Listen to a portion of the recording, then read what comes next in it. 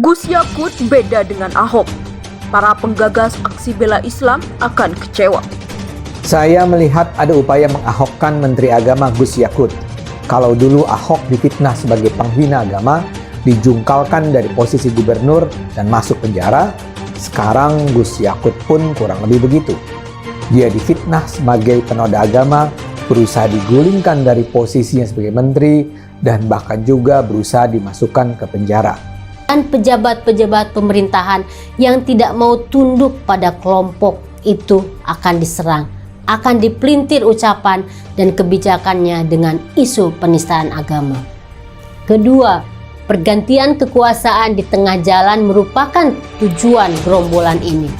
Karena itu, kita mudah sekali menemukan selebaran meme apapun isu politik yang diangkat, selalu tuntutannya adalah turunnya dan mundurnya Presiden Jokowi. Serangan terhadap Gus Yakut jelas dilakukan secara terorkestrasi. Mulai ada gerakan bersama dari organisasi yang menamakan diri Aksi Bela Islam, Alumni 212, Forum Betawi Rempuk, dan Lembaga Kerapatan Adat dan Alam Minangkabau. Namun saya percaya upaya itu akan gagal. Ada sejumlah alasan. Pertama, Gus Yakut mungkin dibenci, tapi dia tetaplah Muslim. Gus Yakut dibenci karena dia memang dikenal pluralis. Cara pandangan keagamaannya mirip dengan Gus Dur. Buat dia, agama itu seharusnya tidak mengkotak-kotakan manusia. Karena itu dia sejak awal menyatakan bahwa dia adalah menteri semua agama, bukan hanya Islam. Dan terinspirasi sebagai bangsa besar agar tetap selalu rukun dan menjaga keharmonisan dalam keberagaman.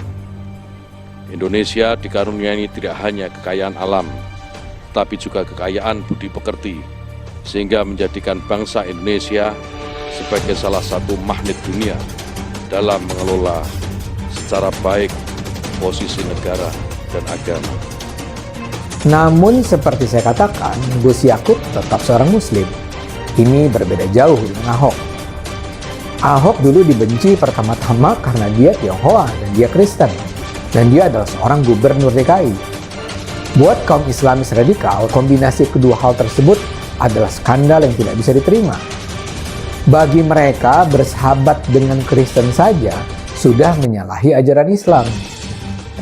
Banyak dari mereka yang percaya Kristen adalah kafir dan kafir adalah musuh. Dari Sabang sampai Merauke kita dapat menyaksikan nilai-nilai persaudaraan kebangsaan yang sampai kini terjaga dengan baik. Jika kita baca kembali sejarah Islam di bumi Nusantara yang telah tergambar jelas bagaimana Islam, bagaimana agama dan negara menjalin hubungan yang sangat erat. Islam dengan berbagai ajarannya telah melebur dalam berbagai aspek kebudayaan dan nilai-nilai kehidupan masyarakat. Sangat mengagumkan kita semua dapat menyaksikan cara berislam yang begitu indah bersanding dengan budaya bangsa. Ditambah lagi dengan Tionghoa yang difitnah sebagai musuh bangsa. Bagi kaum Islamis radikal, Tionghoa yang benar adalah Tionghoa yang Muslim. Tionghoa yang non-Muslim sama sekali tidak bisa diterima. Tionghoa non-Muslim dipercaya sebagai kaum yang berusaha menindas Muslim Indonesia. Jadi membayangkan ada seorang Kristen Tionghoa memimpin umat Islam adalah sebuah tragedi yang menyakitkan.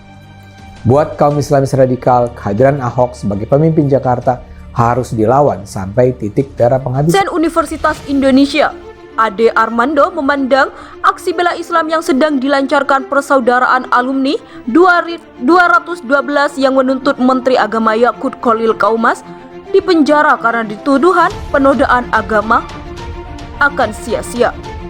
Menurut Ade Armando, ada berbagai alasan Gus Yakut sulit diahokkan. Nahdlatul Ulama itu bakal surut dengan sendirinya. Pertama, Gus Yakut mungkin dibenci, tapi dia tetaplah Muslim. Gus Yakut dibenci karena dia dikenal pluralis. Cara pandang keagamaannya mirip dengan Gus Dur. Buat dia, agama seharusnya tidak mengotak-ngotakkan manusia. Begitulah jelasnya dikutip dari kanal YouTube Cokro TV pada Jumat 4 Maret 2022.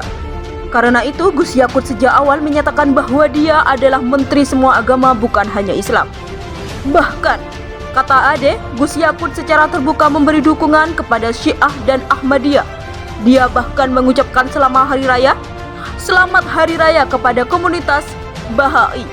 Dia meminta semua kegiatan Kemenak tidak hanya diawali dengan pembacaan ayat suci Al-Quran, melainkan semua agama yang diakui di Indonesia.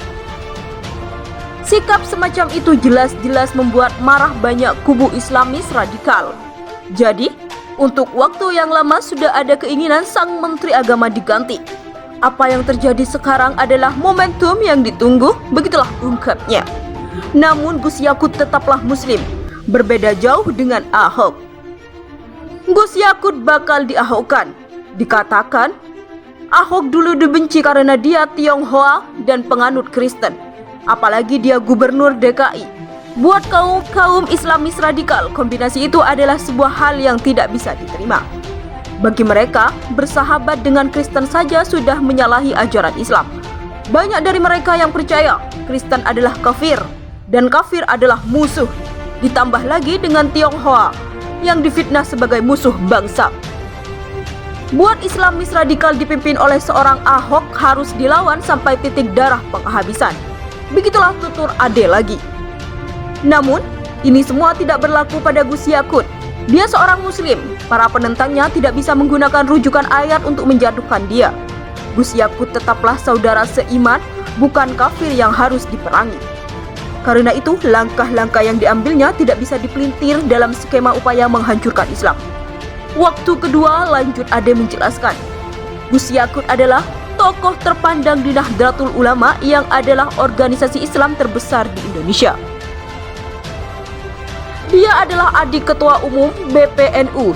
Gus Yakut juga pernah menjabat ketua JP Ansor dan lebih dari itu, dia adalah putra dari seorang pendiri NU yang juga salah satu tokoh ulama Rembang, yaitu Kiai Haji Muhammad Khalil Bisri. Berani mengusik Gus Yakut adalah sama saja mencari masalah dengan NU. Begitulah tegas dia. Selama ini saja, kata Ade, hampir tak ada tokoh NU yang mengecam aturan sang Menteri Agama soal pengaturan azan. Begitu juga dengan Muhammadiyah dan MUI mendukung peraturan tersebut. Begitulah kata Fajar.